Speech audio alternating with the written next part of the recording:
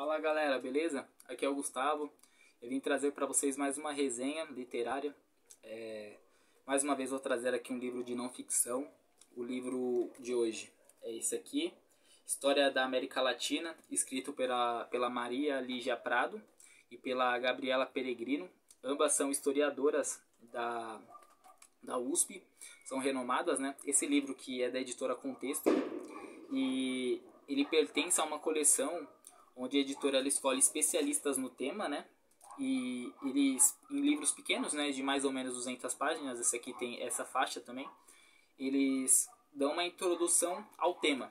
Então existem vários desses livros, né?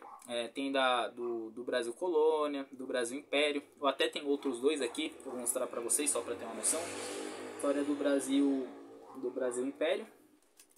Tem também História da África, né? Então são livros estreitos, ó, pequenos, curtos. Esse aqui também é. E nesses livros, de mais ou menos 200 páginas, eles são muito bons para quem não tem conhecimento nenhum sobre o assunto. Então, por exemplo, a pessoa não sabe muito sobre a América Latina. Eu recomendo muito a leitura desse livro, por quê? Porque você vai pegar ele e você vai pegar um período ali de 500 anos, mais ou menos, né? Um pouco mais, né? De 1492 em diante. E você vai começar a ter informações sobre os principais temas que são tratados dentro do nosso território nesse período, né? É claro que não dá para se aprofundar muito nos temas, né? Então, por exemplo, não tem como você falar sobre Che Guevara, sobre Simão Bolívar, sobre Perón, sobre as independências, sobre escravidão, sobre economia, sobre todos esses temas durante mais de 500 anos, um livro de 200 páginas e se aprofundar em tudo, não dá. Então é bem introdutório. O bom é que a linguagem é muito acessível, você lê ali numa boa, não tem dificuldades, é curto. A velocidade que você vai ler é um pouco relativa, né? Porque eu, por exemplo, sou um cara que faço muitas anotações. Então, por entregar muito conteúdo, acaba demorando um pouco, porque você fica saturado, porque é muita informação. Mas é uma leitura bem bacana, simples de ler. Você aprende bastante coisa. Se você não tem conhecimento sobre a história da América Latina, você sai sabendo bem mais.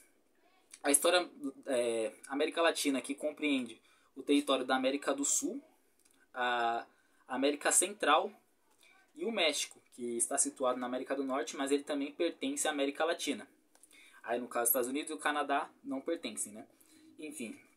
Mas a autora ela vai discorrer sobre esse período, né? De 1492 em diante, mas ela dá prioridade a falar sobre os movimentos de independência e o que ocorre depois.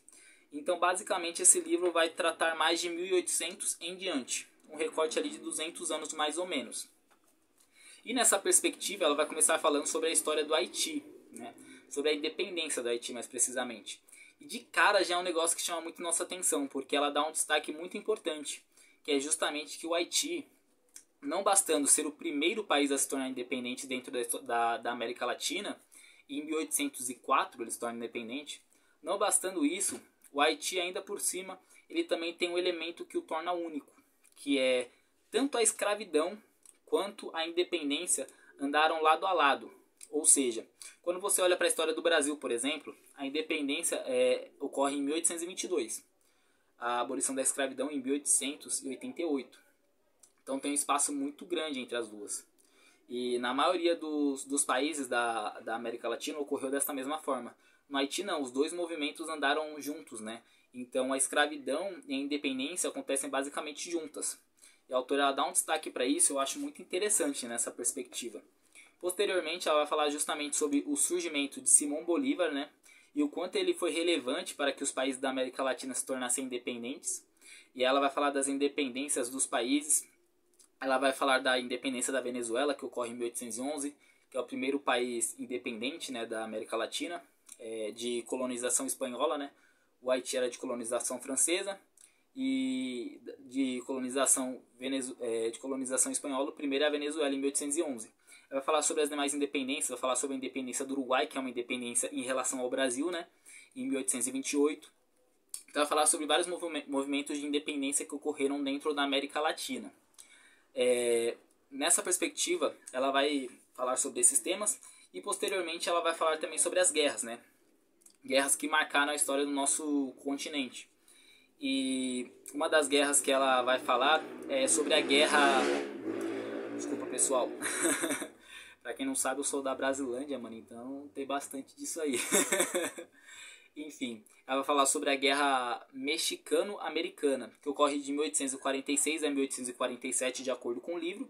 Se você pesquisar na internet, você vai ver que tem fontes que falam de 1846 a 1848, ou seja, um ano a mais.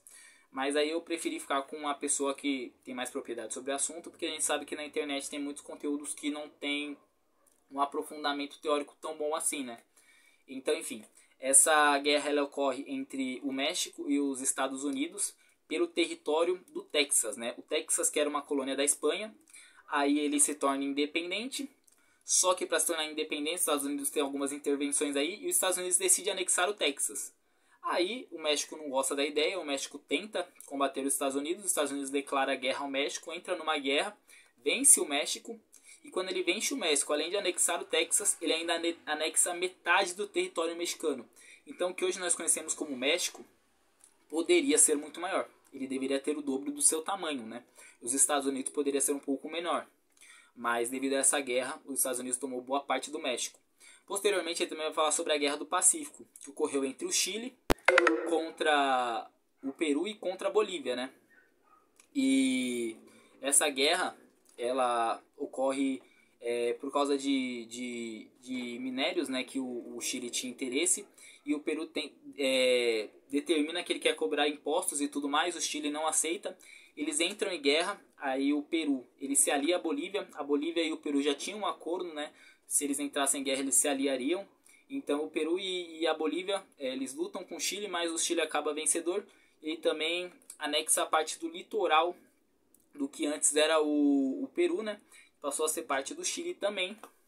E também o autor vai falar sobre o que é mais conhecido da gente, né? Porque participamos dessa guerra, que é a Guerra do Paraguai, que ocorre de 1864 a 1870, que foi entre a Tríplice Aliança, formada por Brasil, Argentina e Uruguai, contra o Paraguai, no território paraguaio, né?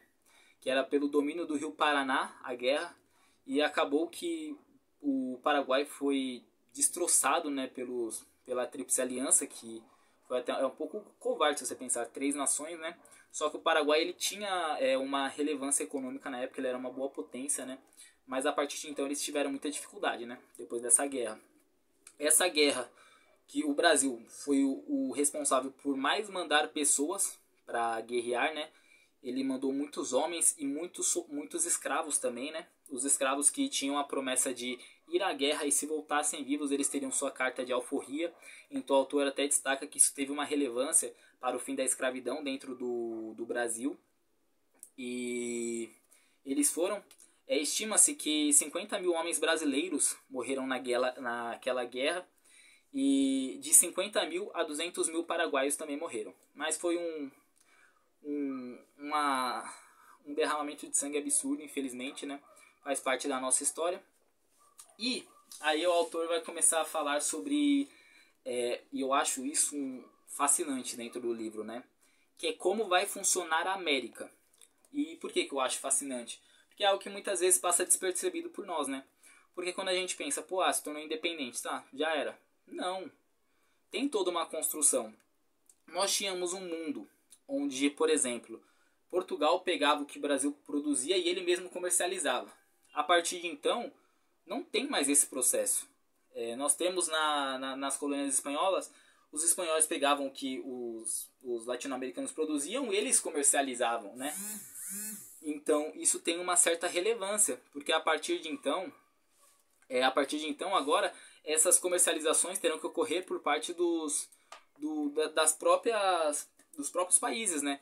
Então, isso é um processo muito, muito complexo, né? Primeiro de construção de identidade, que a autora vai trabalhar bastante isso, né? De como eles vão se ver, de como vai ser a política, né? Como é que vão escolher os governantes, quem vai ser eleição, como é que vai funcionar.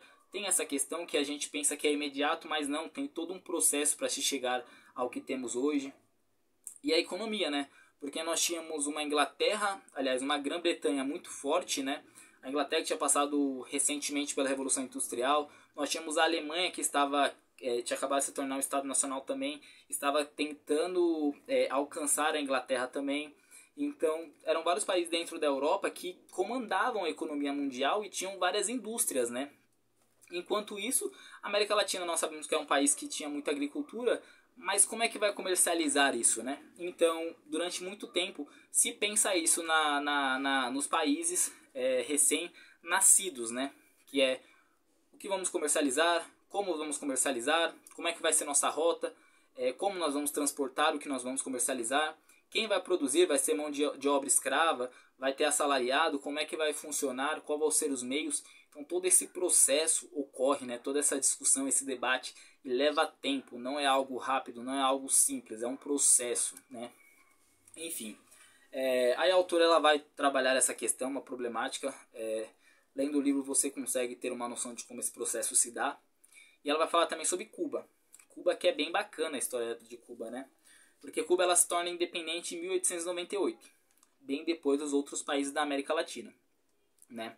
Ela é colônia espanhola também, só que Cuba ela não tinha forças para combater os espanhóis e para se tornar independente. Então Cuba ela tem a ajuda dos Estados Unidos para se tornar independente, né? E ela consegue com a ajuda deles, só que a partir do momento que elas são ajudadas pelos Estados Unidos ele posteriormente à independência de Cuba, eles interferem muito na economia, eles interferem muito em quem vai para o comando do país. Então os Estados Unidos quase que fica mandando entre aspas em Cuba. Só que quando surge Che Guevara, isso muda. Porque a partir de 1956 ele vai desenvolver um movimento onde ele vai achar vários guerrilheiros, vai formar uma patrulha ali, que ele vai acabar com esse vínculo entre Estados Unidos e Cuba, para que Cuba tivesse autonomia. E aí eles conseguem, em 1958, se tornar independentes dos Estados Unidos. Eles não eram colônia, mas eram independentes economicamente, vamos dizer assim. E em 1961, Fidel Castro declara Cuba um país socialista, o que para os Estados Unidos foi algo ferrenho e muito pesado, né? Depois disso, Fidel Castro ficou no comando do país por muitos anos, como nós sabemos, né? Se eu não estou enganado, eu dei uma pesquisada na internet, o livro não fala sobre isso, até porque tem um período, né, de recorte do livro, mas se eu não me engano ele foi presidente até 2008, algo assim, muito tempo no comando do país, né? Enfim, foi algo que eu pesquisei na internet rápido, pode ser que essa informação tem que pesquisar melhor, mas enfim, posteriormente, o autor vai falar sobre os líderes populistas, vai falar sobre o Perón na Argentina, né? Que ele surge ali como ministro, e aí ele começa já a tomar umas medidas populistas e a distribuir terras. E os Estados Unidos, já vendo os movimentos, né, revolucionários que estavam tendendo a acontecer, ele também não agrada muito. Então, Perón ele acaba sendo preso, né? Porque os Estados Unidos tinham uma relevância dentro do território latino-americano, né? Ele acaba sendo preso e a população, que já estava muito próxima do Perón, ela vai até onde ele estava preso, ela começa a gritar o nome dele até que ele fosse solto. E aí ele é solto em 1945, 7 dias após ser preso, ficou preso só 7 dias, e ele se torna presidente em 1946. E aí ele tem várias medidas populistas, né? Eva Perón também é muito marcante, que era a esposa dele. Ela teve várias medidas em prol da mulher, em prol de movimentos educantis.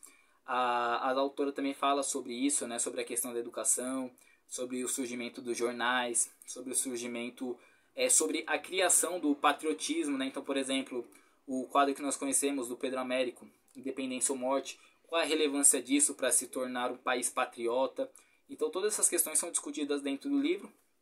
E após trabalhar todos esses temas, ela encerra falando sobre as ditaduras, né? As ditaduras que a gente conhece muito bem aqui ocorreu no Brasil, mas ela não foi a única, né? Inclusive, não foi a primeira. A primeira ditadura militar ocorreu no Paraguai e começou em 1954 e acabou em 1989. E, enfim, foi uma ditadura bem pesada, né? 35 anos de ditadura ali. E também teve a ditadura do Peru, que ocorreu de 1968 a 1980. Dei uma coladinha ali. E a da Argentina também, de 1976 a 1982. A autora ela se aprofunda em todas essas, tá, pessoal? É que para o vídeo não ficar tão longo, não dá para se aprofundar. Mas você vê como são comuns nas ditaduras as mesmas características, né? A característica de você ter controle sobre a imprensa, de você reprimir os movimentos contrários a você e tudo mais. Então, isso são características de cada uma dessas ditaduras militares, né? Na Argentina, eu só quero destacar um ponto, que foi que nela, essa repressão contra os movimentos antiditatoriais foi tão grande que chegou a um certo ponto em que as pessoas elas nem se opunham mais ao governo. E nós estamos falando justamente de um país onde tinha vindo o Perón, né? Então o Perón, que foi um marco, né, do um negócio mais populista, né, de uma tendência mais à esquerda, mesmo assim, quando surge a ditadura militar, é natural que muitas pessoas se opusessem, mas a repressão é tão grande que logo as pessoas elas se calam, né? E aí nós sabemos, por exemplo, pegando até pelo Brasil, que aí as pessoas começam a se manifestar de forma artística e tudo mais. Dentro dessa perspectiva, Cuba também tem muita importância, né, porque ela permite que as pessoas vão até Cuba para divulgar suas artes, né? A autora dá um destaque a isso. E dentro da ditadura militar da Argentina, que foi relativamente curta, né? 4 anos, se você pesquisar na internet também tem uma divergência. Tem algumas fontes que vai falar que durou até 1983, mas segundo a autora durou até 1982, quando os militares eles decidem, como eles já não tinham mais apoio populacional pelas repressões, eles decidem que eles vão retomar o controle do arquipélago das Malvinas. Estava sob o controle da Grã-Bretanha. Isso para conseguir ter apoio do povo e tudo mais, mostrar um desenvolvimento, coisas desse gênero. Mas eles são humilhados pela Grã-Bretanha, perdem muitos soldados, e isso meio que põe um ponto final na ditadura, né? Porque além de não ter apoio popular, eles ainda fracassaram em uma proposta muito importante deles. Enfim, o livro ele trata sobre esses temas, trata sobre muito mais coisas. Desculpa não me aprofundar muito nos temas, desculpa a iluminação, eu sei que está ruim, mas pessoal, eu não consegui gravar num momento mais interessante. Hoje foi meio complicado. Enfim, mas a leitura é essa. Super indico o livro, uma leitura muito prazerosa, que traz a introdução para qualquer um sobre o assunto. E eu gostei muito também, eu não lembro se eu falei no começo do vídeo, mas eu gostei muito de que as autoras, elas não são aquelas autoras que tentam doutrinar as pessoas a ser de esquerda ou a ser de direita. Elas não têm essa visão, pelo menos eu não senti isso no livro. E é até raro, eu imagino isso, porque a América Latina nós temos Estados Unidos aí em guerra com a União Soviética ali, a Guerra Fria, e nós sabemos que a América Latina todo momento foi sofrendo com isso, e várias tensões, surgimento de várias figuras emblemáticas, né, para os movimentos socialistas, né, e os Estados Unidos se contrapondo a isso. Então é muito natural que um autor escreva e tome uma posição em relação a isso, e as autoras elas conseguem ter uma postura bem bacana, elas não doutrinam ninguém, pelo menos eu senti isso, né? Elas trouxeram os pontos negativos e os pontos positivos, tanto das ditaduras quanto dos movimentos populistas dentro do livro. Então a leitura que eu indico a todos, tá bom, pessoal? Obrigado a todos que deixaram feedback no vídeo anterior. Peço para que deixem novamente nesse aqui, né? Curtam o vídeo. E é isso, pessoal. Muito obrigado pela atenção mesmo. Deixem um feedback, falam o que vocês pensaram sobre o livro, se vocês gostaram do temas que são tratados, se vocês querem que eu melhore e aperfeiçoe alguma coisa aqui, certo? Então é isso, rapaziada. É nóis, tamo junto.